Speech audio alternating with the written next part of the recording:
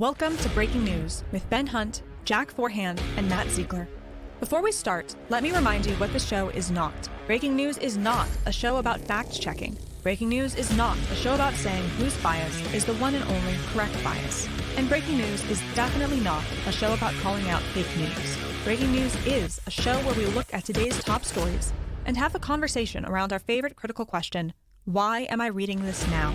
Drawing on the headlines we're tracking at fiatnews.com, join us as we talk about what's collectively making us tick, with clear eyes, full hearts, and this obligatory disclaimer. Nothing in this podcast is advising you to buy or sell any security or to do anything with your money. Seriously, you should only act on investment advice from someone you know and someone who knows your unique situation. We are not that person. Hello and welcome back to Breaking News. I'm Matt Ziegler, joined as always by Mr. P&L for a Purpose, producer extraordinaire. Give the people a charitable hello, Jack Forehand.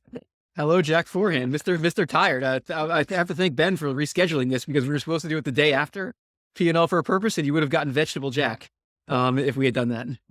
Jack's Veggie Tales is a YouTube show I would watch. And of course, Epsilon Theory's own Mr. Birthday Boy, who's not Willie Mays, Sigmund Freud, or the Exploding Hindenburg. We don't think, at least. Ben Hunt, say hello, Ben.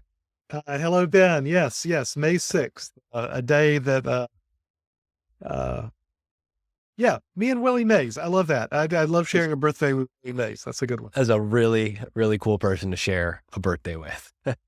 All right, we've got so much news to go through today. We've got our Zeitgeist this week where, hey, financial nihilism, put your quarter up. Dave and Buster's gambling is officially here.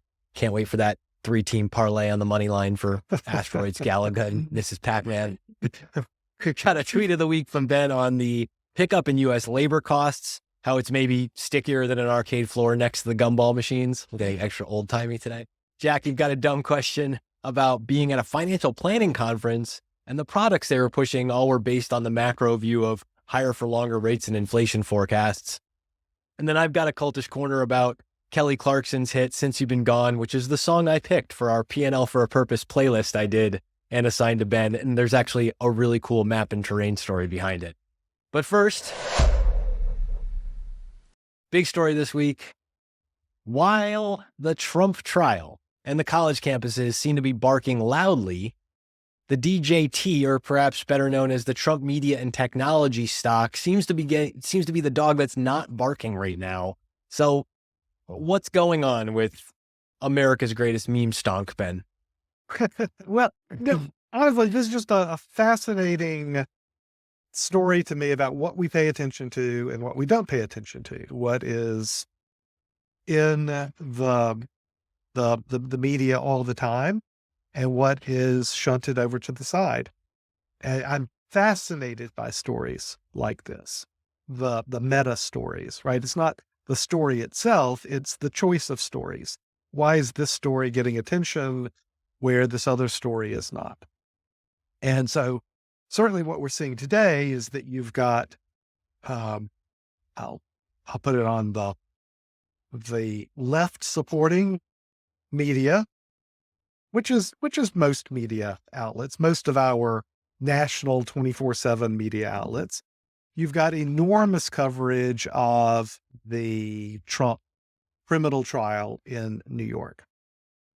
So it is literally a 24-hour coverage, that kind of emergency coverage with CNN, where this is all day, every day while the trial is ongoing. It's all about this. If you're over on Fox News, which, just as an aside, kind of in our, we spend a lot of time looking at what we call fiat news, the degree to which these news outlets use language that's meant to change your mind, or not language that's meant to inform, language that's meant to tell you how to think about an issue. Fox News is at the top of our measures. And then 2 through 7 are the left-leaning media that you would expect. Number 2 is the Wall Street Journal. I'm sorry, number 2 is the New York Times. WAPO's in there. We've talked about NPR being up there, PBS News, all the MSNBC, all the usual suspects. If you're looking at Fox News, they are all about the protest on college campuses, the wokeness of it all. Again, all of these things are true. This is the thing with fiat news, with the choice of story type. It's not that these are lies. It's not even that these are unimportant. These are interesting stories that I think a well-informed citizen should be made aware of. College protests, the Trump criminal trial. There was a comment from Yeah. There- Go ahead. Peter Atwater made the comment. He's a professor at multiple different colleges from work, and he was just like, just a reminder, most colleges in the country right now, nothing's happening. Like, I'm working at them. They're quiet. Nothing. There's nothing going on the campus. But Nothing. like, if you want to make news out of it, here's how you make news out of it. Yeah, and it is news. And I'm not Right. saying that any of this stuff is unimportant. It's important. What is striking to me, though, is the 24/7 breathless coverage of these events, and B, the other events that I think you could make a strong case of being actually much more impactful. I'll pick on Donald Trump because why not? Much more impactful that are getting no coverage, even though they my mind, they really should. Specifically, I'm talking about, you mentioned it, Matt, the company that acquired Truth Social and took it public. So it's, what is it? Trump Media and Technology Group. I think that's the full title of the company now. It was a Digital World Acquisition Corp, which took in a SPAC transaction, a special purpose acquisition company, took Truth Social, acquired that, and then since it was already public, it went public under that shell organization. Donald Trump owns more than 50% of the company. And just this past weekend, he was given an additional grant of stock. I don't know what this brings him up to, probably about 65%, I think, maybe even close to 70% of the outstanding shares in the company, with a market cap, with a value of $5.5 billion. $5.5 billion. And Now- revenue of what? Like almost nothing, right? Oh, I think revenue of like $5 billion. I mean, it's just a laughable amount, and it's run by laughable people. I mean, just the silliest people in the world. Devin Nunes is the CEO now of Truth Social, and it's just silly from start to finish. It is a meme stock. It is, in the parlance, a shit coin. It is no different than Dogecoin or however you pronounce it. It's the same thing. It's just a more traditionally structured crypto coin that's got a famous person shilling for it. That's it. And Trump's direct stake in this is worth, I don't know where it is now, call it $5 billion. $5 billion with a B, American dollars. Now, this all happens because there's a major U.S. Wall Street firm, Susquehanna, that has been supporting the SPAC and supporting the stock, since it started. Since this whole process started. This whole process started about a year and a half ago. Susquehanna is run by Jeff Yass. Jeff Yass is the largest contributor by far to Republican candidates in this country. It's all designed to give billions with a B of dollars to somebody who might be the next president of the United States in a few months. Why do you think? And in a few months, that's when Trump can actually sell this stock.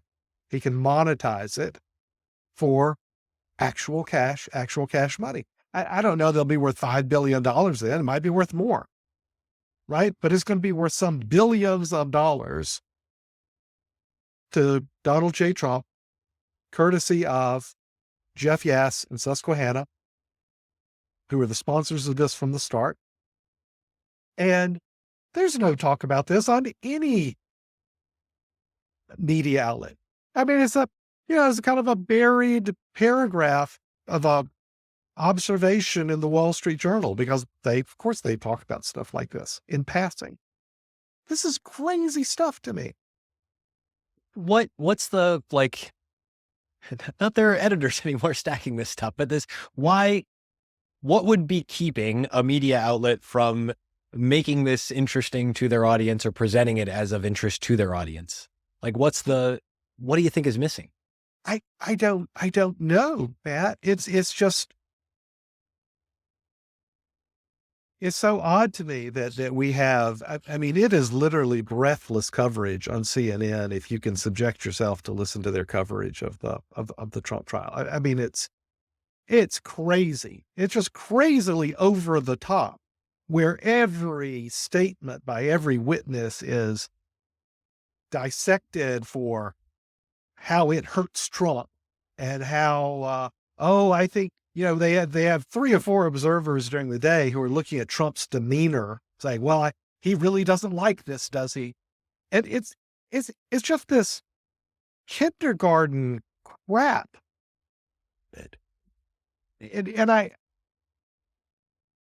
Which will have no bearing on his being elected. And yet you have something over here, that nobody's even ever touched on or mentioned. Billions of dollars put directly into the pocket of a man who could be the next president of the United States. I mean, how is this not the story, as opposed to, yep, that happened, and we're on to talking about my view, just obviously politically motivated try. And by the way, look, to be clear, I think Trump lies like the 3 of us breathe oxygen. I think he obviously falsified these business records to pay off Stormy Daniels and kill the story. But that's a misdemeanor.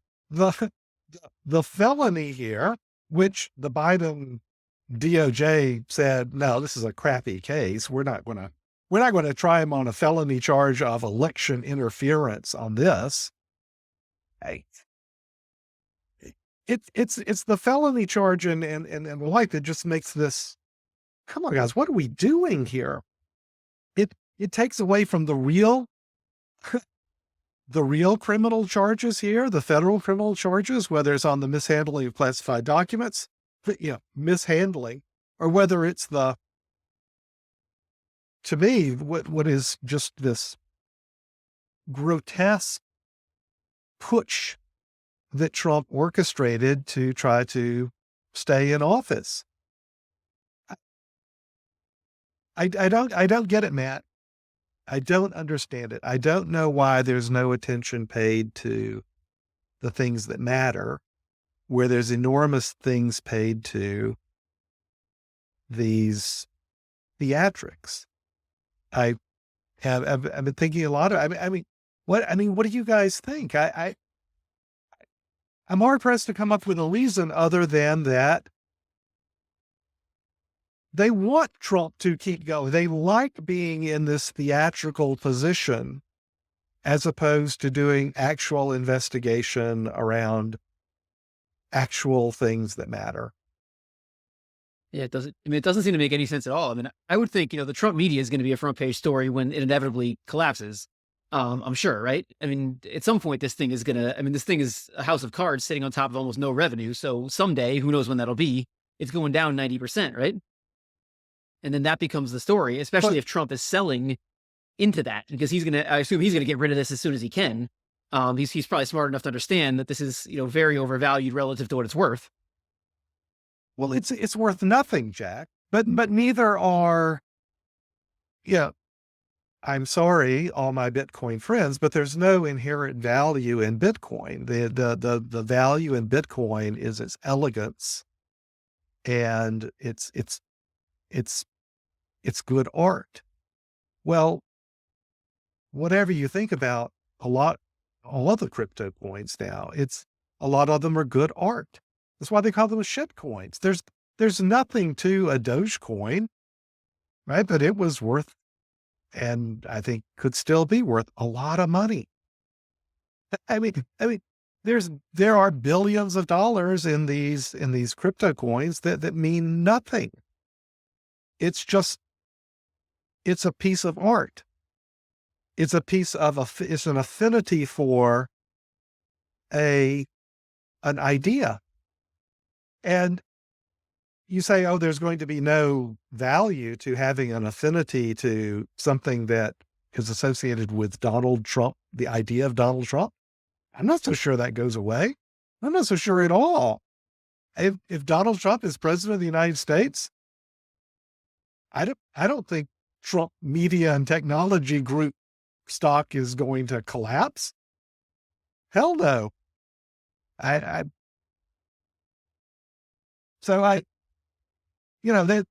This notion that, oh, well, the fundamentals mean that this stock goes down. I mean, maybe, but also maybe not. Since when do fundamentals matter for this stuff? No, you're right. It's interesting to think about that, what you just said, though. Like, if he's the president of the United States and this thing is still out there, I mean, that's an interesting dynamic that we've never seen before. Well, it's a way to funnel billions of dollars to a political candidate in a way that in the past you really couldn't do. You could funnel millions of dollars to their political action committee. You could, after they're out of office, you could, Reid Hoffman can give the Obamas $100 million development deal with Netflix, or Bertelsmann can give him a $60 million cash advance on his memoir. So there are ways to get money to candidates or politicians, but billions of dollars right out in the open. And everybody goes, yep, that's happening. And, yawn, and let's move on and talk about some cockamamie trial or I don't know, man. It's really odd to me. It's really odd to me. And I don't get it. I don't get it at all. Let's jump into the zeitgeist. Speaking of things I don't get. Yeah. Speaking of things none of us get, it's not a house of cards if we're playing cards. Dave & Buster's just made a move into, for lack of a better word, the world of gambling. You want to tell us what's going on with Dave & Buster's, Ben? Oh yeah. So now, you can go into Dave & Buster's, the adult arcade, and on the Dave & Buster's app, you can bet on your score. And I don't know, do they still have a Pop and Shop? That was always my favorite. The basketball game or whatever game you're playing there, you're competing against your friends, and you can put a cash wager on the game, which of course means you can put a cash wager on anybody playing the game, which of course means that you're basically turning Dave & Buster's into a pari-mutuel wagering organization.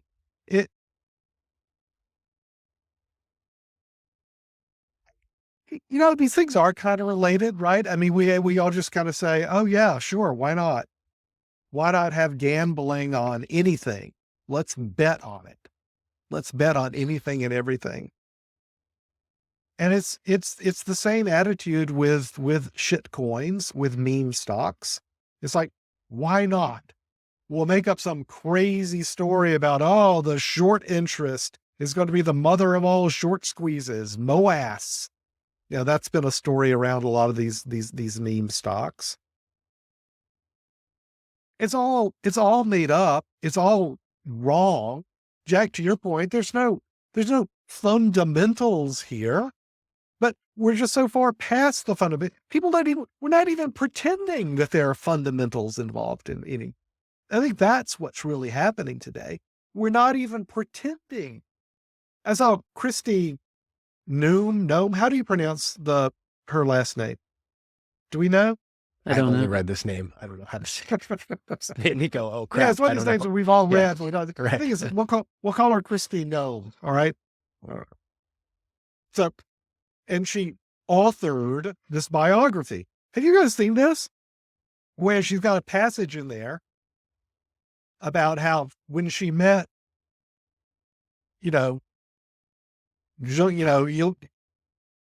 Kim, the North Korean leader, hell, I'm even blanking on his names, right? He underestimated her and they had some kind of weird interaction. And then she's like, well, she's never met the guy in her life. And then she's asked about this. First of all, she's not even pretending that she actually wrote the book. Right? We're not even pretending that it's anything other than ghostwritten. But then it's like, well, she doesn't even pretending that she read was ghostwritten about her.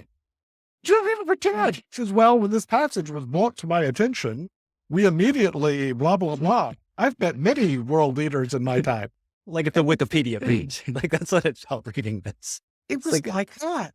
Yeah. I mean, it's just mind-boggling to me. And none of the questions were about that. None of the questions were about, well, I mean, okay, so you didn't write the book and you didn't even read what was written about you in this book that you wrote. There's so many layers to we're not even pretending anymore, that all of this is just of a type.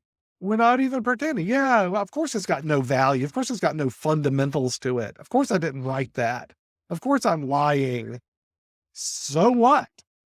It's just everywhere, from, not just politics, but at Dave and Buster's.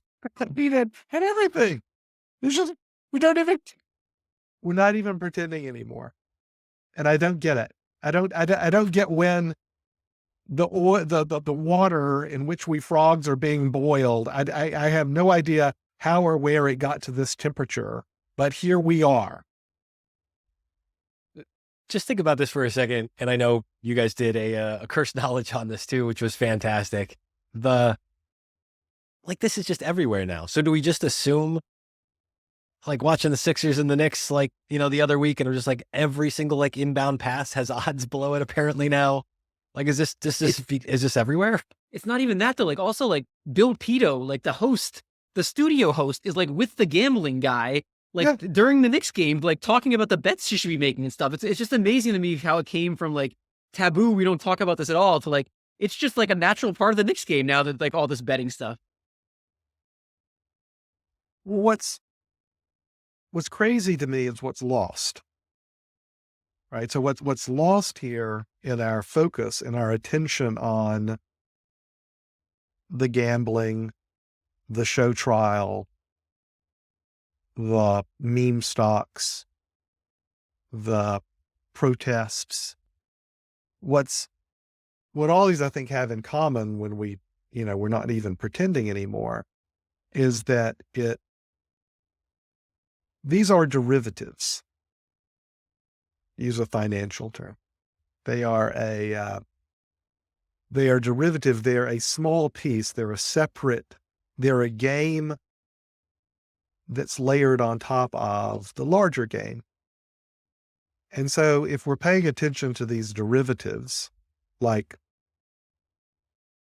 how many rebounds plus steals does this player get? What's the over-under on that player? What we're not paying attention to is, hey, was it a good game? How's your team doing? It's not about the team. It's not about the game.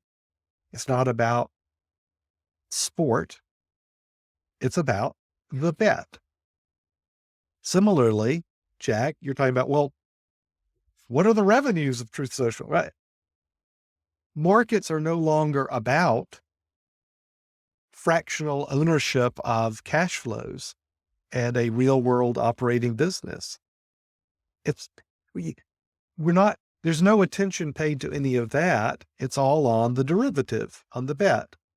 In politics, it's not about what are the actual policy initiatives that are being proposed here and could actually get passed to change, could actually result in legislation or executive action or what have you. No, it's about the derivative bet. Did he look upset at the trial today? Oh, that'll get him. He must really be hating this. It's all these derivative bets. It's our modern form, I think, of bread and circuses. And maybe this is the answer. It's the modern form of distraction away from what actually matters, the fundamentals of companies and owning a fractional share of them, the beauty of sport and rooting for a team and their competitive efforts against another team. Politics as a way of actually creating policy to make for a better city, state, country. To your point, I was That's watching what's lost. I just gone onto the Knicks game. I went to the wrong Knicks game by mistake the other night, like to the betting channel. And to your point, it was like there was not a Knicks game. It was like three guys on the side talking about all the bets. Like there was no. It's like OTB betting. It's like it didn't even matter what was happening in the betting. Knicks game. It was just, and I guess a lot of people watch that. Yeah. So, it's this we'll call this the speculation layer has oozed over everything in our world. Certainly it's oozed over markets where it's not about fundamentals. Jack asking about what are the revenues. I know. I got to get over that. It's been, you gotta get I've been over it, trained man. for all these years, like being the guy that has to look at the fundamentals, and I got to get over it. Like, But that's the thing, Jack. We all grew up in that church. That was all our religion, all of us. And yeah, we got to get over it. Politics, it's all oozed over that. So now it's nobody pretending anymore. Sports is oozed all over that. I mean, so it's not really recognizable. Greater and greater parts and pieces and huge chunks of our social lives have been contaminated with this. I don't know how we get it back is the thing. I think the only thing we can do is try to carve out whatever small pieces of actual human connection and social interaction we can that are separate from the derivatization, that are separate from the speculation, that are separate from we're not even pretending anymore, aspects that have infected vast swaths of our social lives. I don't know how we get it back. I don't. Well, let's jump to my favorite spectator sport, Twitter, where we've got a tweet of the week on the pickup in U.S. labor costs. Jack, do you want to tell us what we're looking at here? yeah, this is something you've been talking about a lot, Ben, on the podcast. Yes. Which, the Bloomberg story was U.S. labor costs accelerate to 1.2%, biggest advance in a year. And your tweet was, if you don't see that we're in an embedded wage price inflationary environment, you're not just paying attention. Yeah, this is something you've been talking about a lot here. That underlying all of this, I mean, we still have a lot of inflation. Yeah, and I intentionally didn't use the word spiral. Usually you hear the phrase wage price spiral, but I said an embedded wage price inflation environment. And I meant that that was an intentional choice because everyone wants to set up the straw man, meaning the crazy argument to argue against. I guess I'm no stranger to that either, although I find that so many people want to say, oh, you're saying that, there's runaway inflation. Because no, that's not what I'm saying. What I'm saying is that we've got, however you want to measure it, core, trimmed meat, whatever you're talking about, inflation, our real world expectations for the price of things, for the price of labor is it's going up by 4 to 5% a year. That's it. That's all. That's all I'm saying. That's all I'm saying. And the two go together, because the immediate response was, well, that's a good thing that wages are going up, 4% more than the price. And it's like, I want labor to be rewarded. I want good working men and women to make more money. I do want that. I really do. But these things don't exist in a vacuum. The wages that you are paid go hand in hand with the prices that corporations set for their goods and services. I'm sorry, but it does.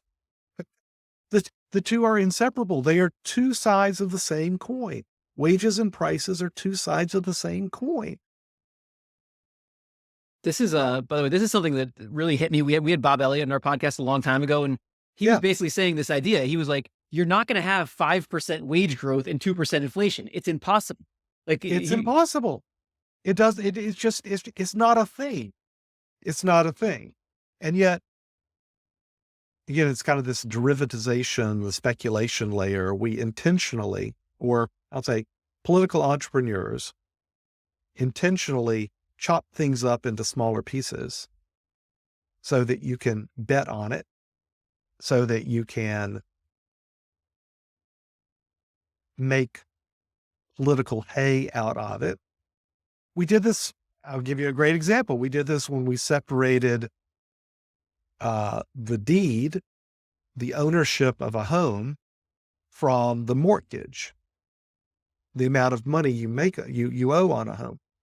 So for a long time, those things were in one single document. You owe money to the bank on your mortgage. You pledge the deed to your house.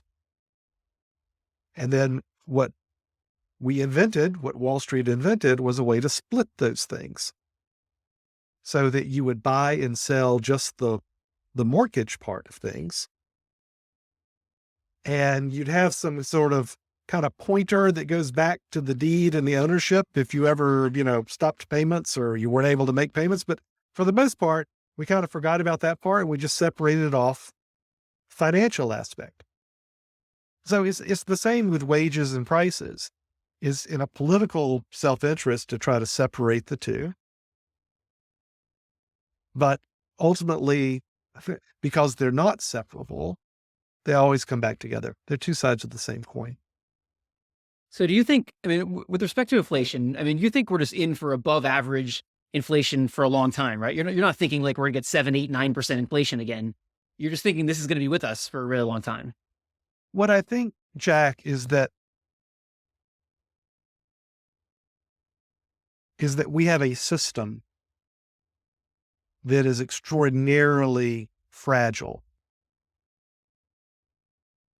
non-robust, meaning that it has been optimized for such specific characteristics, macroeconomic characteristics, optimized for profit, for votes, for you name it, that if you move to a new $10 word alert, equilibrium, balancing point, the wheels start coming off of this highly optimized system. So we had 15 years of very low inflation and very low interest rates and very low wage growth. That's a stable equilibrium. Zero works. There are winners and there are losers, but zero works. Zero works. Doesn't work great, but for 15 years, that's what we had. And so we built up this global political economic system based on that balancing point. And then COVID came and we put trillions of dollars into the U.S. economy. That was the helicopter dumping of money. Here you go. Here's some trillions of dollars. Don't worry about paying it back. Just spend it. And so we did. And that creates the expectation in our actual lives that now prices are going to go up. So we're now at a new balancing point where it's 4 to 5% a year. Everything's going to go up 4 to 5% a year. And given this highly optimized, non-robust system we've built over the last 15 to 20 years, that system breaks under 4 to 5% inflation every year. It breaks. Doesn't break fast, but it's going to break. And so we're in that breaking point now, because of course the reaction is, oh, no, we're not in that world. We're not in that 4 to 5% world. No, put my fingers in my ears. I'm not going to listen to it. No, I don't hear you. And now we're coming to grips with the fact that, no, okay, we're at a new balancing point. It's 4 to 5%. That can work. That can absolutely work. That's how the U.S. economy was basically built around for a long time. Long time. It can work. But a lot's going to break before we get back to a system that's set up around 4 to 5%. That's what's happening, Jack. Right? It's the denial that we're at this new balancing point, which works. But the system we've set up, it has to break down before we can reform around this balancing point of 4 to 5%. Do you feel that weird balance? I keep thinking about this. Everybody's complaining about the grocery store still. Everybody's feeling the cost of these things going up. Everybody's complaining at the grocery store that I frequent that all of a sudden there's one guy who does the carts now in the parking lot. Like they're down to one guy. And it's like, well, everything costs too much and there's no carts there. It's like, well, they don't have the money to pay enough wage to hire the next guy to fetch the carts. And all the people feeding into this place are struggling to afford the groceries in this particular store. And it's like, it's such a thin balance that it's riding on. Yeah. But I feel like we could take that story and multiply it out by 1 million. Everywhere. So there are two famously crappy businesses in the world, banks and grocery stores. And by crappy business, I mean your margins are razor thin. These are terrible businesses. These are terrible businesses. But they're necessary businesses, and they're people who, their families, they're all. We don't call them utilities, but they're effectively utilities. We all need to get our food. Right. We all need to put our paycheck somewhere. Right. But this is where, when systems break down, this is where it breaks down. It breaks down in the banking system. It breaks down in your food. And this is true. You're talking about the United States. This is true where they're talking about China. This is true where they're talking about whatever country. It's these crappy low margin businesses that are entirely necessary for the functioning of your society. So they get highly optimized for whatever balancing point you're at. And then you get to a new balancing point, and that's where you're going to feel the pain. That's where it starts to break down. What's worse, Matt, to your point, is that every business in every industry in the United States, in the West, in China, has been optimized in this sort of way. Jack, ask a dumb question, which is not a dumb question.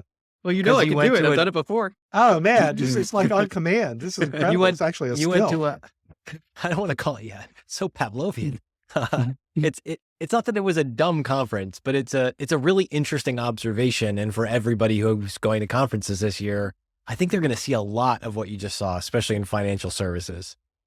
Ask the question. Well, I hate these dumb anecdotal things, but it's my dumb question, so I get to do this. But yeah, I was thinking about like inflation, the higher for longer, and the narrative, and when it becomes common knowledge. And like I was at a planning conference the other day, and basically every single, and these are people who are paying to be there, these speakers for the most part. Yeah. Every single one was the same exact thing. It was basically a half an hour on why inflation is going to stay with us and rates are going to be higher for longer, followed by, surprise, another half an hour on what their products are that are perfectly suited for this new high rate environment. And some of them were like illiquid products. They were talking about private equity and it reducing the volatility of your portfolio, which was an interesting take. But anyway, I was just thinking, like, I always tend to like think about fading those types of things. Like whenever this conference always has the new hot stuff, and like whenever everybody is talking about a certain thing, I think about the other side of it. And I was just thinking, like, when does this, not in terms of inflation being higher, but when does it become priced into markets, or when does the narrative get to the point that it becomes common knowledge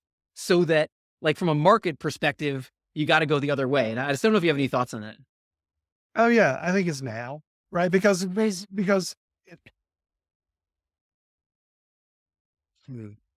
I think that the big idea is true, meaning that we're at a new balancing point. You can't stuff the inflation, the expectation genie back into the bottle. It's so difficult. I think we're back at normalized interest rates, normalized price of money, normalized expectations for how much labor goes up every year, for how much wages and prices of goods and services go up every year. I think we're back at that, 4 or 5%. I really do. So I think that's true. I think it is higher for longer in that sense, if you're comparing it against the last 15 years when all those things have been 0%. So in that sense, in that big tectonic plate shifting sense, I think it's exactly right. And I tell you what, if you're a family office, you're just a family, right? And you've got some money saved up. The only thing you've got to get right is whether you're in that 0% world or that 5% world. Right? That's it. That is the only question that matters for how you think about your long-term investment strategy, allocation strategy, you name it. So I want to stipulate the general, I think, correctness of that view. And when this highly optimized system starts flying apart at this new 5% level, the economy goes down. Bonds work. Interest rates go down as economic activity goes down. So there's this is the way economies and markets and everything goes work. It's a balancing act. You can't go too far in one direction. To your point, Jack, when everybody gets on one side of the boat, I want to start making some bets that, you might want to be on the other side of the boat. So it really depends. We're getting into this topic. I know you guys talk a lot. What's that time horizon? How long out are you thinking about? If you're thinking about over the next 6 months or year, I think we're looking at a stagflationary shock post-election here in the United States, which is going to be miserable for all those strategies that are being touted at that conference that you were at. It's going to be bad for everything. I don't know what works in a stagflationary world. I really don't.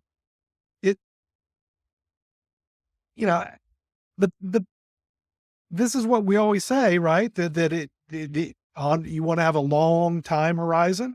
Well, if you really mean that, then I think we are at a higher for longer, meaning we're back at that 4 to 5% world, a normalized world. But man, we have a lot of institutions that are built around the 0% balancing act. And if we start going back into recession and stagflation and all that stuff, you better believe that there's going to be a lot of efforts by people to say, oh, we're going to make the world back to that 0% world. It's interesting to think too, from the terms of just building these products up, because it's you're building products on some, maybe not a completely stable set of expectations, but that's how ideas get built. You have some expectation that is relatively agreed upon. You build something that fits over it, and then people want to buy that thing. I'm thinking back like over the years in the business, when you get visited by or called on behind all the shops selling their latest wares, and when everybody has the same story, that it's like time to stop.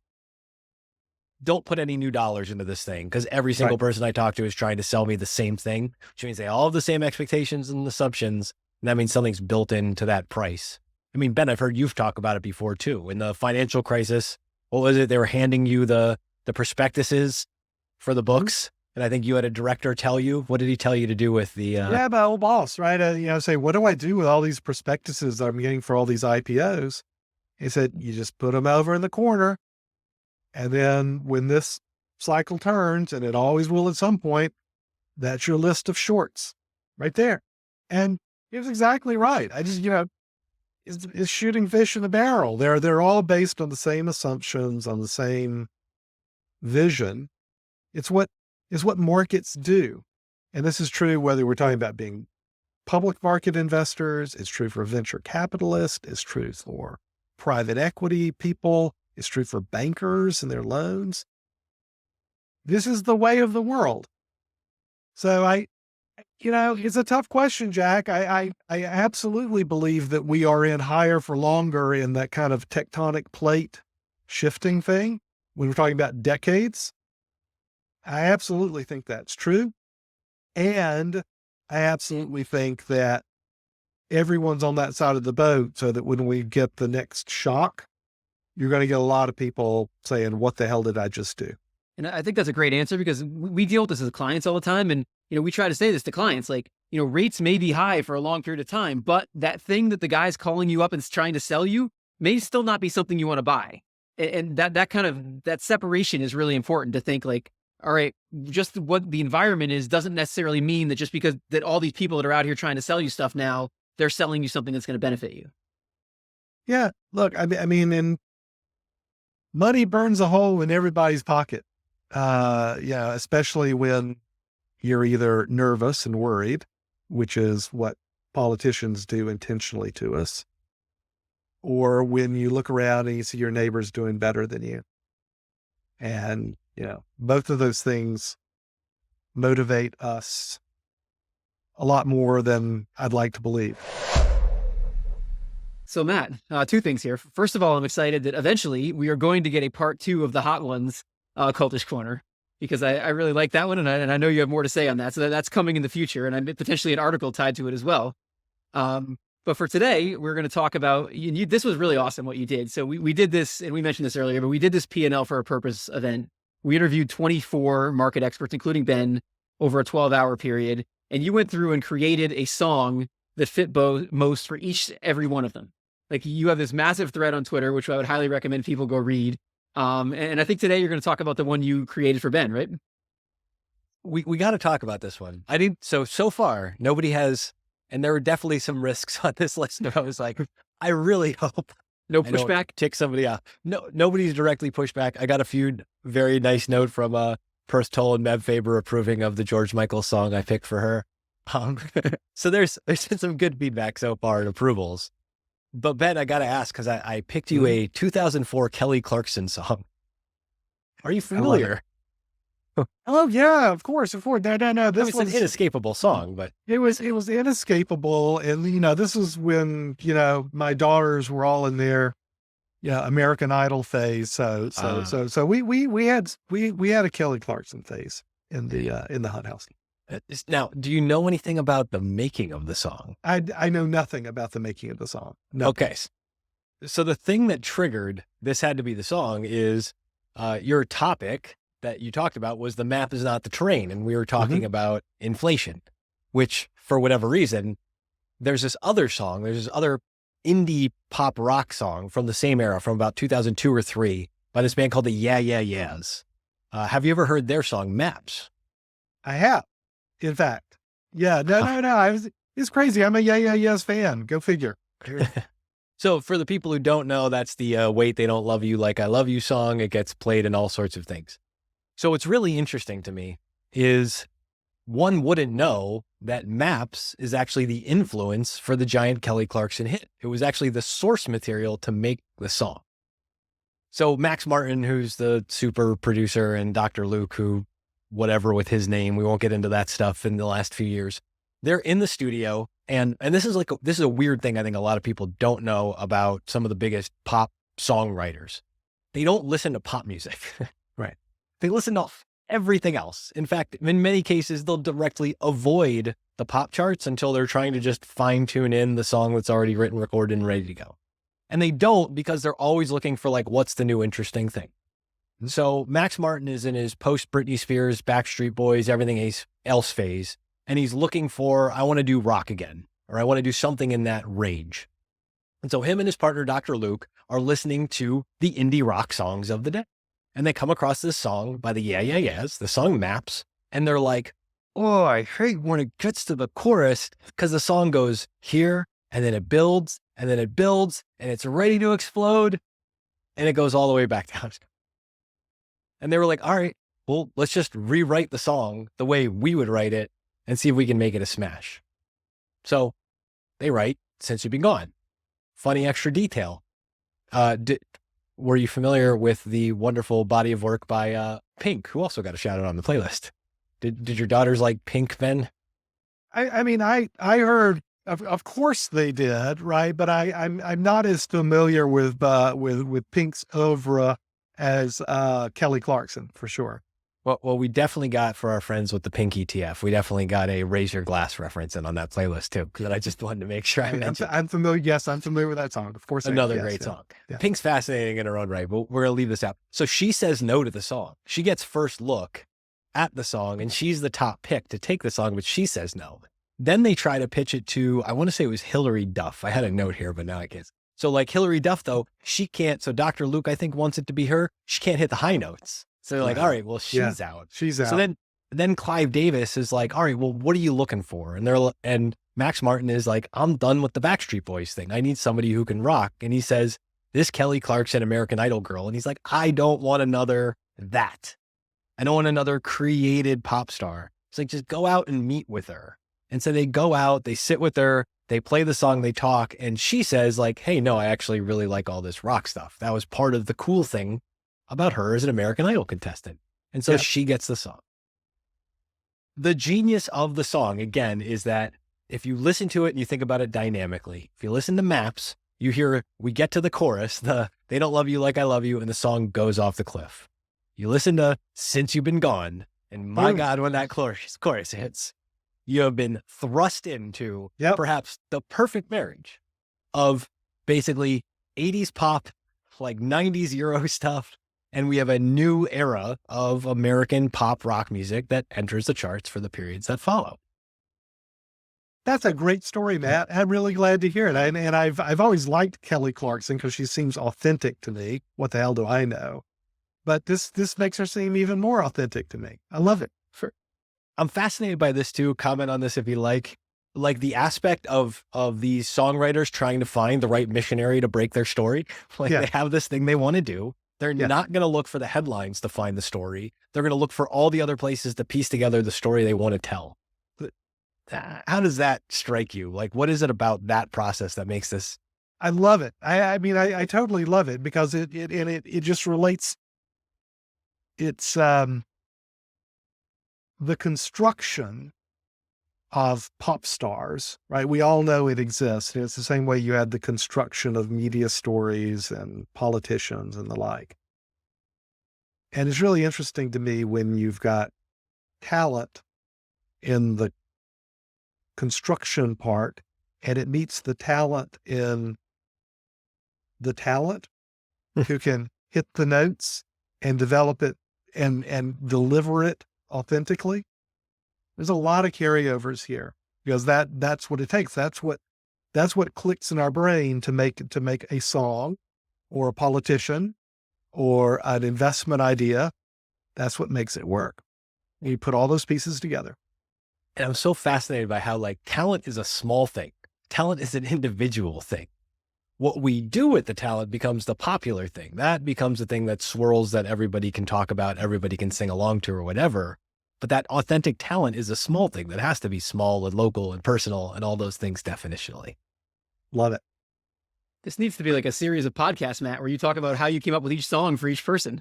Because it's like you have such an amazing story behind each one. Like you didn't just write these down. Yeah. This has got to happen. We got to make this happen.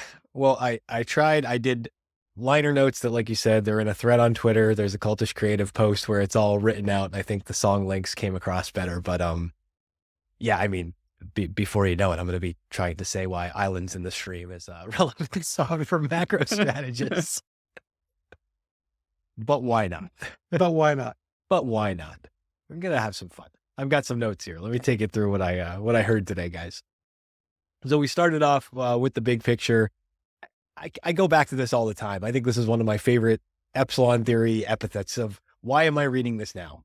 Asking, why are they publishing?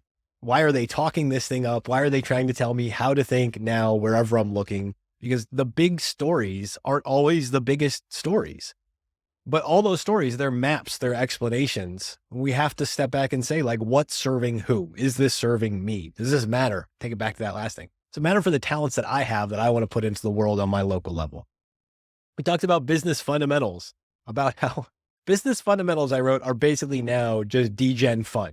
They're derivatives. So it's derivatives and busters. DJT is basically derivative Trump. It's all just derivative degen map making all the way down, which is a little disheartening, but again, why am I reading this now? Pay attention to it. Inflation. We talked inflation, the derivatives there, the political entrepreneur that chops up all the little bits of the story or the big story into all these little digestible bits so that we can get the bite-sized aspects of like higher costs and higher wages. So get used to that. It's this past ZERP emergent story as you explained it, and it'll go on until it breaks. We talked about banks and grocery stores and just the next crisis might not be a banking crisis. It's a supermarket sweep crisis. Products are built on stable expectations. I think that's a really important thing I want to remember on this. You don't build something on unstable chaos, just like you don't build a house like on a beach on the sand. You got to build something on stable expectations. So it's not dumb, Jack. It's extra not dumb to realize everybody is building on the same expectation set. And that probably means like the foundation can't support all those things. Very important to notice that stuff. Ben, the point you just made about the construction of pop stars, the construction of media, tying this all together, the construction of talent, about how talent is small, popular is big. These stable foundations are what markets are built on, and stable foundations are kind of a myth in that way. So if we're thinking about building, we have to actually just think about building for unstable. We have to think about building smaller. We have to think about building more local, more personal, building for our people, because that's who gets us through. So find your map, know the terrain. It's not stable. That's part of the fun. That's what the talent is for. Thank you for joining me, guys. Thank you. Thank you, Matt. What a pleasure. Thanks, guys. Thanks for tuning in. Be sure to like and subscribe wherever you're watching breaking news so more people can find our show. If you know another clear-eyed and full-hearted individual, why not share this episode with them too? Like we said at the top, the media is making us tick, and it's our job to talk. Follow the headlines at fiatnews.com. Follow Ben at epsilontheory.com and at Epsilon Theory on Twitter. Follow Jack at validiacapital.com and at Practical Quant on Twitter. Follow Matt at sunpointinvestments.com, cultishcreative.com, and at Cultish Creative on Twitter.